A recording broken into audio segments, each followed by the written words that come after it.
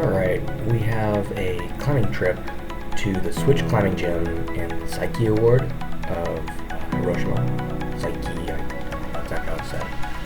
I had to take a taxi from the train station to approximately where this video starts. The taxi driver did not understand exactly where we were going. All I can really do is give him like a GPS, show him where to go.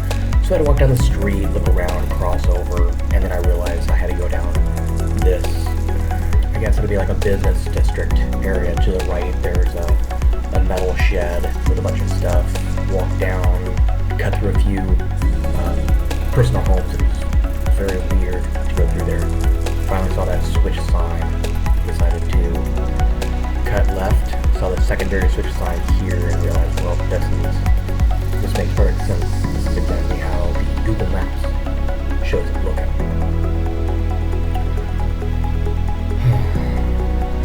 I do apologize, a lot of this video walking up was angled. I had it attached to my backpack and didn't angle or level the GoPro correctly. So I got here and I was bowed to about 4 times. I had to come on in, talk to the front man.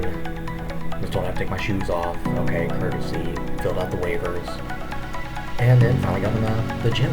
There's a little green patch down on the edge, which is where you can wear your shoes. If you're not on that green strip, don't have your shoes on. This was my first sim, I believe. I didn't even send this climb.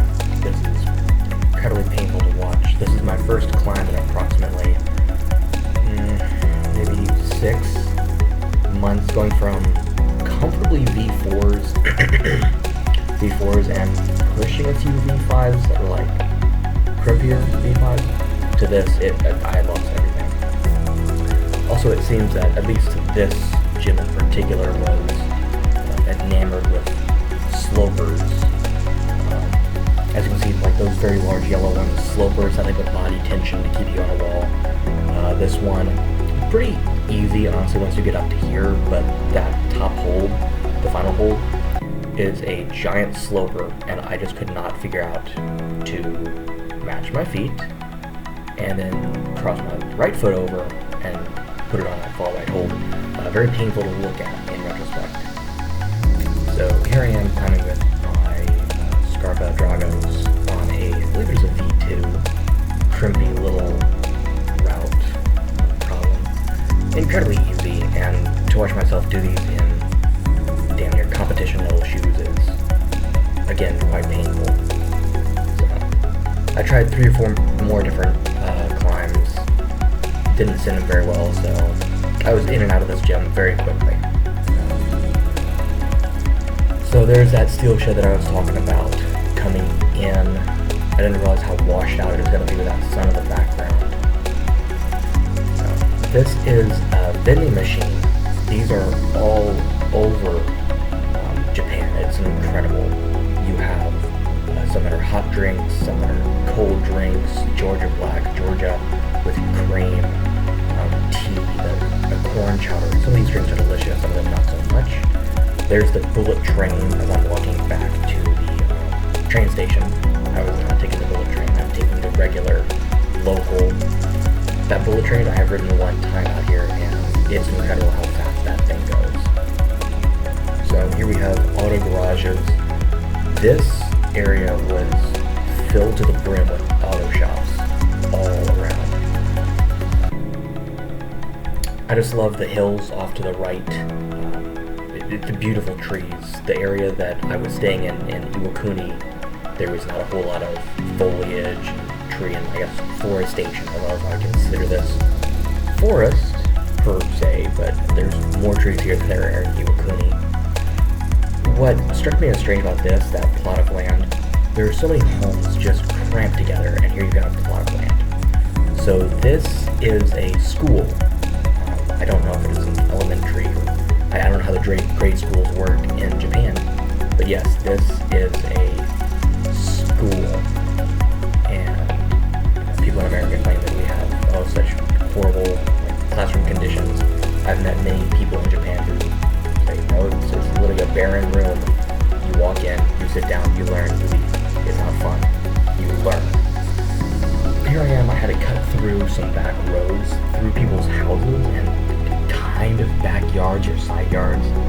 Felt very strange, but I kept seeing these walking paths that evidently people walk through, and so I walked through them. It's incredible, all these open aqueducts. They just run everywhere. Some of them are quite wide and deep, some are 2 feet shallow. This was the most uncomfortable area, walking right by people's front door and their car. I was convinced I was going to have someone come out and yelling at me to get off their property, but nobody said anything. Sadly, this is my first edit, and I didn't know how to cut that in correctly. Supposed to say finally made it to the river because I was aiming for the river. If I could find the river, just follow along, and I found my way. That jump was probably about 12 feet there. It is amazing, and video doesn't show up too well. But this is the main river that the city, I guess, was originally built around. So, and I do apologize. I had put this video together, edited it, cut it, did transitions when I was very early on. I didn't really know what I was doing, and I had already rendered it. So instead of going back through and trying to recut everything, it was not worth my effort. I'll be completely honest. So I'm just doing an audio overlay over an already rendered video. So this is a driving path that you had to get off the main drive to go down underneath other drives. It's an underpass, like a highway underpass, but it's not really a highway underpass. It felt very claustrophobic. Again, I didn't know if there were going to be cars down here or just people. I hadn't seen any cars, and it's such a small little pass-through that I was convinced, oh, this must be just for people to walk. But then I started noticing more and more driveways coming off of this main road here. It just is incredible. This area of Japan is exactly what you think of when you think of not rural Japan per se, but not big cities. So this is another one of those aqueducts I was talking about. This is by far like the most open. And just looking at that driveway with no fence, I just think about being a 16-year-old kid and being dumb, not knowing how to drive well, and just absolutely missing the turn, not doing the angle correctly, and just driving your car right in there, and how awesome that would be. So that car that passed was probably only going maybe 10 miles an hour, quite slow. But he came out of nowhere. The cars here are almost all electric. You don't hear them coming. So to have a car fly by you on your left, it felt like they were flying. Really threw me off. It really shocked me. I have no idea what that giant green net is. I've asked people. They also didn't know. I would imagine it's for construction, but there's nothing being built over in that direction. So I have no idea what that giant green net is. If you know, please comment. I'd love to find out. Again, I had actually passed an auto shop, and it was incredible. These little aqueducts to the side, they had laid steel plates over them, and they had all these giant rigs just parked on these steel plates. This is a person with an orange grove, or I guess orange trees and some lemons, citrus, literally just growing in their front yard. That's incredible. That seems to be a big deal out here in Japan as well. Growing your own fruits, primarily citrus. Come further up, and this is probably the most modern looking building or store that I saw while I was here. The Peiko shop. And they are just enamored with little cute, cartoony things out here in Japan. Everything has to be made with cute little chibi style animation. Even very adult areas, like for adult theaters, like that only show extreme videos and extreme movies. So that's a little bike path or walk path down off the main ramp to these people's houses to my right.